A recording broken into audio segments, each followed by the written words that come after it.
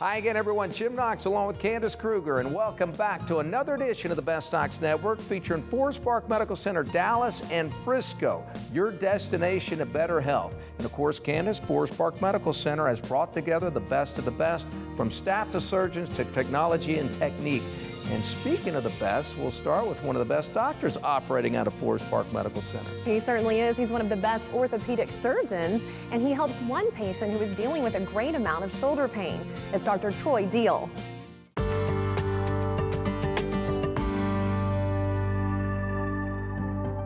Shoulder arthroscopy is a procedure that we utilize to address multiple issues that arise around the shoulder joint. The shoulder joint is a very important and a very complex joint that has multiple different potential injuries that need to be addressed or can be addressed to restore people's function and get rid of hopefully painful conditions.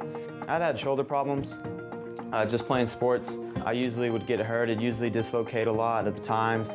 There was just times when I couldn't do the physical activities I would like to do just because the hindrance in my shoulders. There was a lot of pain. Eventually I was able to refer here and have some discussions with Dr. Diehl himself. In talking with him, we worked him up in regards to exam and x-rays and MRI and found that he had a fairly significant labral tear in his shoulder, which we then discussed with him treatment options. And in doing so, we came to the conclusion with he and his family that fixing his shoulder was going to give him the best outcome in regards to returning to sport. He knew best that surgery was definitely what we needed to do. Considering I wanted to play on the collegiate level in football, the chances of my shoulder dislocating a third time was, I believe, greater than 90%. And so he just told me, surgery is the best thing we need to do right now, and I'm really glad I did because I'm a lot better off right now. I mean, I'm not having any problems with it, so it's been very beneficial. We were able to fix his shoulder, restore his function, and allow him to return to football, playing the position that he wanted to play. And for him, he now recently gotten a scholarship to play college football. So we're pretty happy for him, and we think that what we've done is given him an opportunity to pursue something that he was very, very passionate to do. Since the surgery, 3 months went by. I've been doing great. I actually finished up physical therapy, and I'm a lot better off as I am now after 3 months of recovery time. I'm heading into college this fall. I feel great about what I'm doing. College, summer workouts are going really well, and I have a really great feeling heading into the fall, because of Dr. Diehl and the operation he did on my shoulder.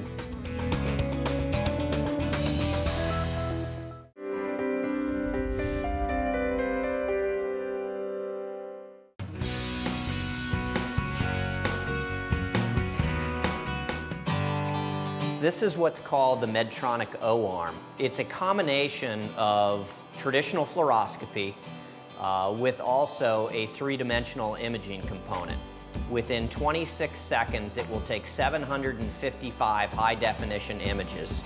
With the O-arm, we can actually take shots of the spine in a three-dimensional nature because the spine is a three-dimensional structure. And the value of that to a surgeon is that they can now see the spine in 3 dimensions and truly be able to determine with precise accuracy their placement of the hardware. The device also enables minimally invasive surgery. By more precisely placing the screws, he's going to be able to allow the patient to have a quicker recovery time and hopefully have a better quality of life post-surgery due to the more accurate placement of the hardware which the O-arm enables. We have the O-arm itself, which collects the images. We have the viewing cart, which the images are reconstructed on. And then we also have the stealth navigation image-guided surgery unit. After the images are recreated on the spinal navigation unit, the surgeon is able to bring different surgical instruments into the field that will help him more effectively place the instrumentation into the patient's back in a three-dimensional nature. And because this device is used intraoperatively, the surgeon can use the image-guided surgery unit to do the remainder of the case without additional radiation being delivered to the patient. The benefit of that is to the patient that they will potentially not need to be sent for a post-operative CT to check the final placement of their hardware, since they're able to do that real time in the operating room.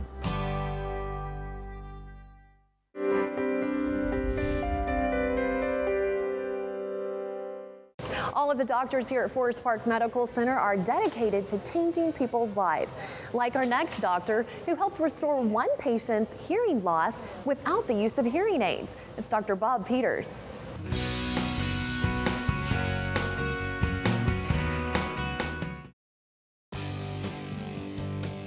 When cochlear implants were first developed, we only placed them in adults who had acquired their hearing loss later in life.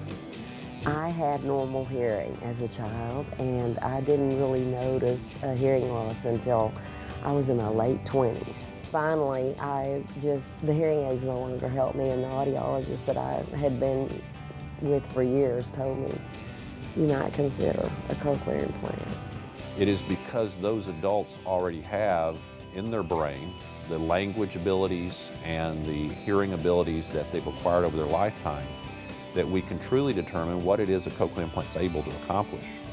And even to this day, the most ideal and most simplest to acquire good hearing with a cochlear implant are our adults. Every time I would get a new hearing aid, I would get so hopeful that the new technology would give me some clarity, because I could hear the sounds. You know, the hearing aids amplify everything, but I couldn't understand. Until after I had the surgery, I didn't realize really how depressing it had become. It has just been amazing. Everything Dr. Peters predicted definitely came true, and my expectations have been so far exceeded. Many of those patients, we can turn on and activate their implant on a day, and already immediately they understand speech.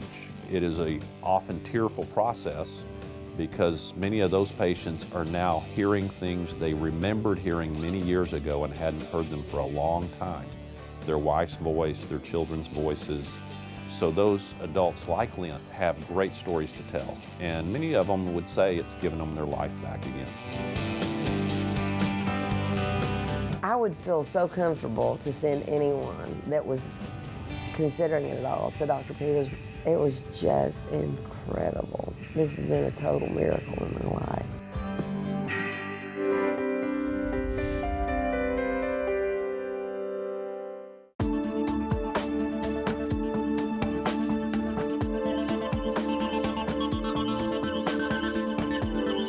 Harold has a question for Dr. Paul Saadi. My hip hurts. What should I do?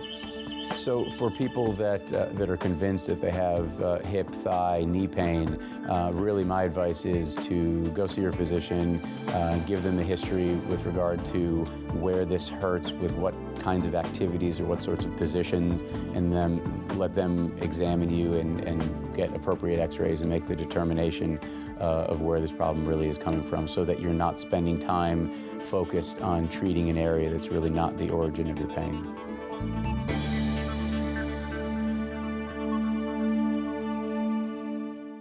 For more information on Forest Park Medical Center, Dallas, Frisco, their state-of-the-art facilities, or the amazing doctors that operate right here, just visit our website, bestdocsnetwork.com, and click on that Forest Park Medical Center tab. Amazing doctors with amazing stories, like our next doctor, Dr. Ricardo Meade, helped a breast cancer survivor get her life back.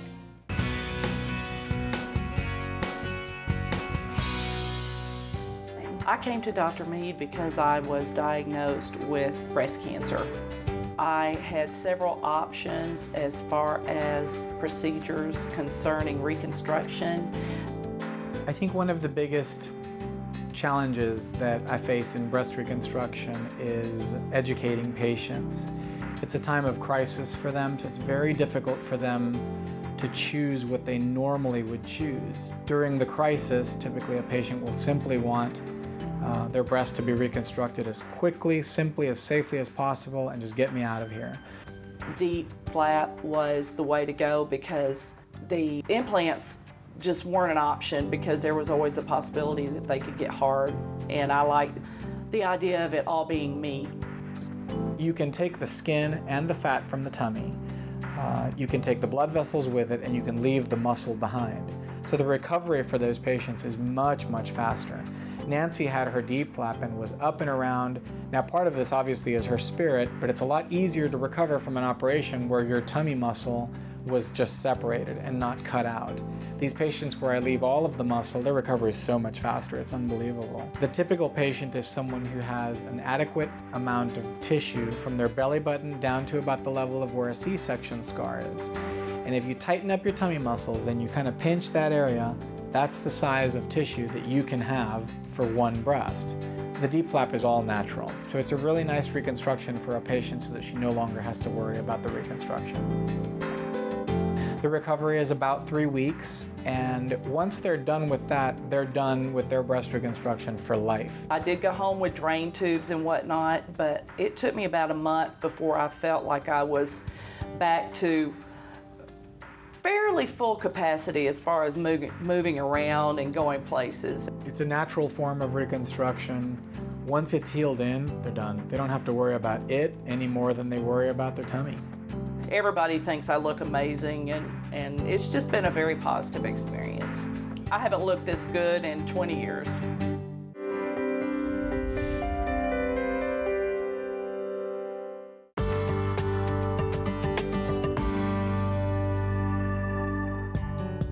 Today we are at Cowboys Golf Club, where we are holding the Bryan's House Charity Golf Tournament. We are title sponsors of this golf tournament and have been for the last 4 years. Well, Bryan's House was established 25 years ago as the place for children with HIV and AIDS and for their families. And we've served that role for 25 years and continue to serve that role today. We provide childcare, we provide social services, we provide a range of support services for families facing that crisis. However, as the epidemic changed, we expanded our mission to take children with other special health needs. So now we take children with cerebral palsy, children with autism, children with breathing and asthmatic disorders, seizure disorders, just a wide range of other health problems. The golf tournament does a number of things. Number one, it raises money for Bryan's House. And so we get sponsors from the community, both the business community, the medical community, to help sponsor the golf tournament and help pay some of the care costs over at Bryan's House. That's where the money goes, is to the care of kids. But more importantly, we have 90 some odd golfers today, and that's over twice as many as we had last year. And that in itself creates 90 more people who are prominent in what they do, leaders in the community in their respective businesses, and they begin to learn about Bryan's House. And they can help spread the word to other people that Bryan's House has a significant value for our community, and it's something that needs to be supported. Forest Park wants to give back to the community. We're healthcare providers, so taking care of patients is what we do. It's what we do well. And although we're not all medically connected with this population of the children that are affected by HIV and AIDS, we also know that the community has, there's suffering that goes on, and that we should contribute in any way that we can.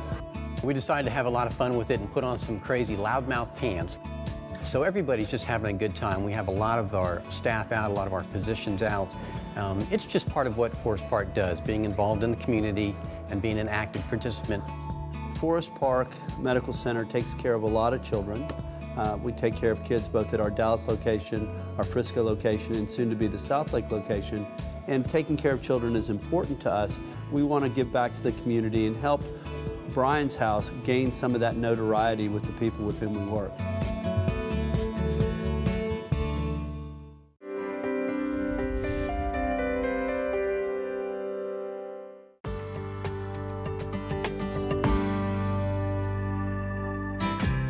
A lot of people are under the misconception that varicose veins are strictly a cosmetic problem, but there's a real underlying medical condition in most cases that require treatment.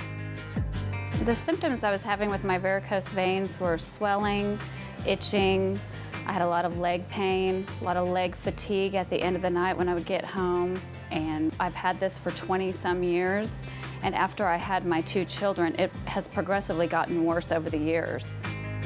The typical patient that may come in would be of childbearing age or a little bit older and have long-standing symptoms of leg heaviness, leg pain. The procedure is endovenous ablation procedure. It's kind of on a newer technology. In the past, this procedure was performed with vein stripping, which was a very barbaric procedure. Now it's refined, and where it uses a small incision in the leg, about the size of a grain of rice, and then you put a little catheter up the diseased vein, and you basically deliver some radio frequency energy, which causes the vein to heat up and close. The procedure itself was very short. I went into Forest Park Medical Center and I was treated great. I was in and out within a couple of hours, and I had hardly had any pain at all the next night, and then the next day I was completely pain-free. The patients go home with a wrap and a few bandages around their leg. There's no large incision to be taken care of, and then usually we see them back within the office within 3 to 5 days of the procedure, at which time we do an ultrasound to make sure that that vein is closed, and that's typically all the follow-up that's needed with this procedure. If you think you have varicose veins or chronic venous insufficiency, it's always good to get diagnosed, have some sort of working diagnosis. That way we can give you tips on how to halt the progression of your disease. Today my varicose veins are completely gone, and the swelling is completely gone.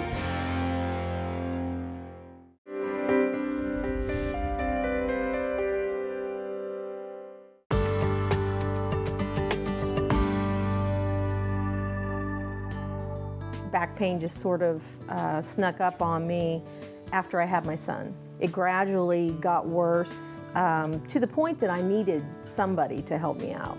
And that led me to injections, therapy, things of that nature, and it just didn't work for me.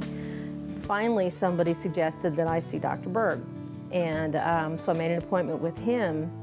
Well, the first thing we need to do when we see patients come in is get a proper diagnosis.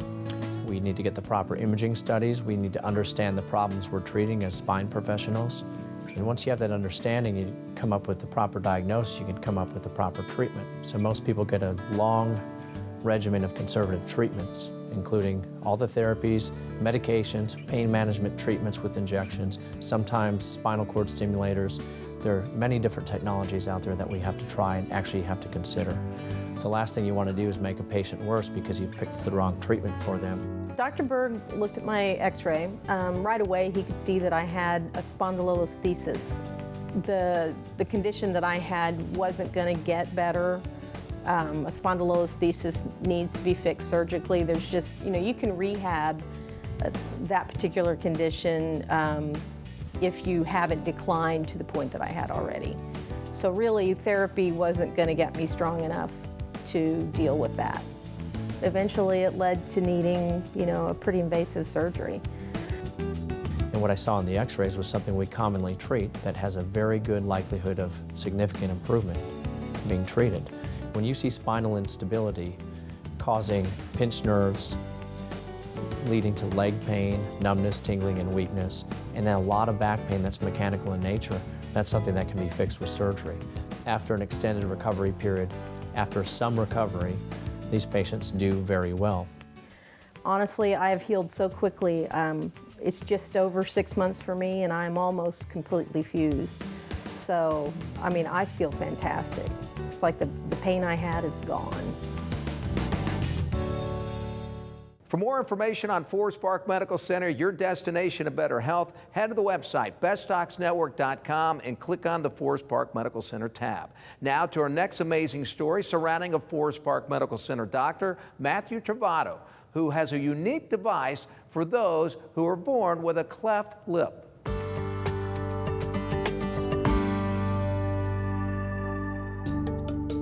Cleft lip is basically the failure of the two halves of the nose and the palate and the lip to completely form and move into place. If it's the right half, then it becomes a right cleft lip or palate. If it's both halves, then it becomes a bilateral cleft lip or palate, or vice versa, a left. Most often in the US, cleft lip and palate is detected via a prenatal ultrasound. So at about 21 weeks, at the anatomy ultrasound, they found that he had a bilateral cleft lip and probably palate as well. So at that point, we were, referred to another doctor for high-risk pregnancy and things like that, and told to seek out a surgeon for when Nolan was born. In baby Nolan's case, this is his nasoalveolar molding device that we created with one nasal stent on either side to help improve the nose on either side of the cleft lip. And then there's an area back here where the palate and the nasal septum is sitting. Nolan wore this device for about 10 weeks prior to surgery, and each week we made small adjustments and manipulations to improve the shape and projection of his nose and improve the position of his nasal septum. Dr. Travato told us about the NAM device and how it would basically move that piece of Nolan's lip into place before surgery, so that when they did surgery, it would just be stitching everything together as opposed to having to move the piece of his lip into place. So it would be a lot easier for him in recovery and just yield a better outcome as far as scarring and surgery went. I would absolutely recommend using the NAM device, and it made such a huge difference in how he looks now. I mean, there are times it was super stressful, very emotional, but everything turned out wonderful. We couldn't have asked for a better doctor in Dr. Travato. Did you know that Forest Park Medical Center is equipped with a high-tech tube system that sends stat lab work from any location in the hospital to the lab? This enables the lab to test samples quickly for better patient care.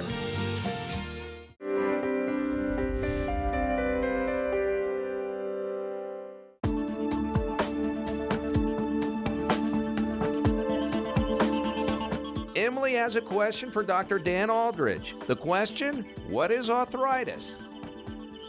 Arthritis is a very commonly talked about subject, especially because our population is aging, and as we age, more and more people will get arthritis. Arthritis is, when you break it down to the simplest form, a breakdown of the cartilage. Each of our joints has cartilage on each side of the joint. Cartilage is a very, very smooth and soft surface, and it allows our joints to move very smoothly and very nicely with no pain, with no difficulty, with no stiffness. When arthritis occurs, that cartilage begins to break down. It becomes rough, it becomes stiff, and then eventually it starts to disappear. And you hear the bone-on-bone situation basically means that the cartilage that was there is now gone. Cushion is gone. Now you have hard surfaces rubbing against each other, and this causes significant pain. The two most common types of arthritis are rheumatoid arthritis and osteoarthritis. And the main thing to know about those is osteoarthritis is just related to wear and tear, where rheumatoid arthritis is an actual medical condition that needs to be treated with medicines because it can cause severe joint destruction even at a young age. And there are blood tests to test for rheumatoid arthritis.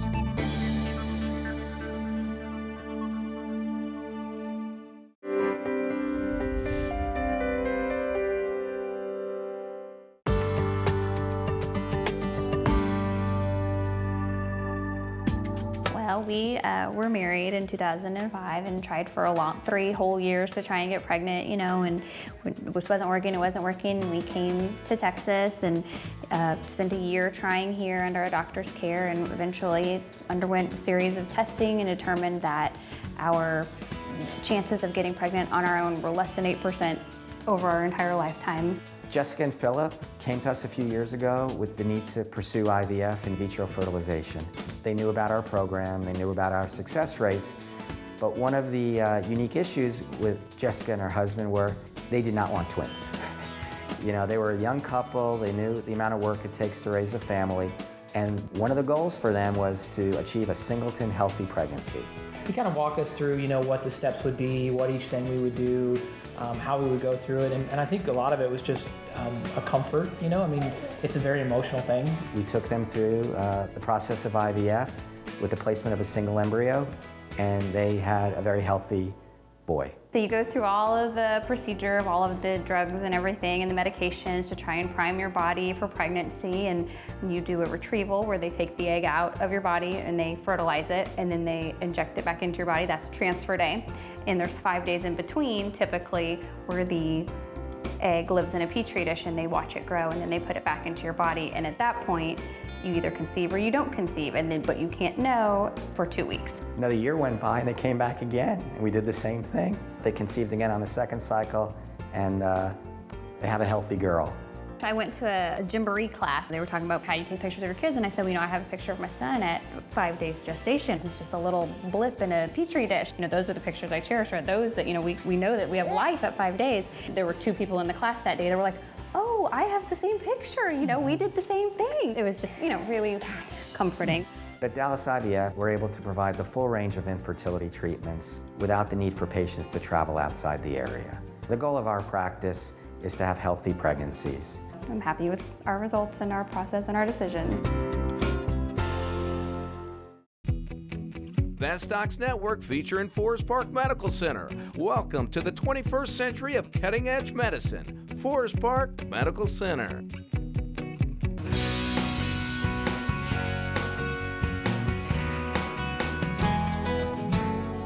First of all, from a bariatric perspective, the procedures that I offer my patients are the gastric band, the gastric sleeve, the gastric bypass, and revisional surgery. I had the lap band done in 2008, and everything was going pretty good for maybe the first year and a half.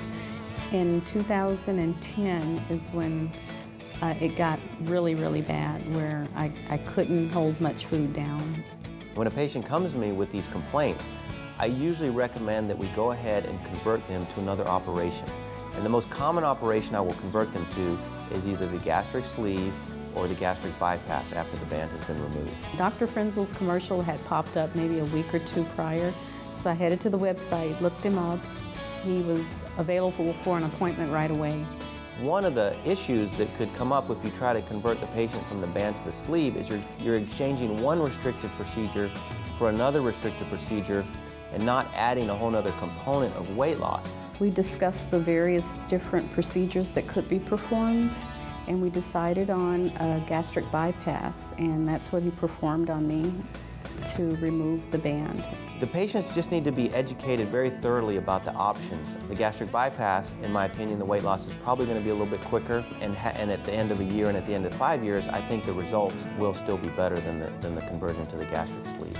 The patients still have to do their part. No surgery is going to do 100%. They still have to do their 40 or 50% to help get the weight off, meaning they're going to have to eat healthy, they're going to have to see the nutritionist, they're going to have to come see me in follow-up, they're going to have to exercise. It's a whole spectrum of things that have to come together. It's like a puzzle. All the pieces have to come together to be successful. The surgery is one piece of that puzzle. I just feel now that I'm ready to climb Mount Everest, run my first marathon. I know all of this is possible prior to this procedure that was performed on me. I was really just trying to exist. I know my family needed me, and I know I needed to work to maintain the things that you have to have in life. That'll do it. That'll wrap up another edition of the Best Docs Network featuring Forest Park Medical Center, Dallas and Frisco, your destination to better health. And for more information on Forest Park Medical Center, who's brought together the best of the best, head to the website, bestdocsnetwork.com, and click on that Forest Park Medical Center tab. And if you have a question or comment for us, we'd sure like to hear from you. Send us an email at info@bestdocsnetwork.com. So long, everyone. We will see you next week.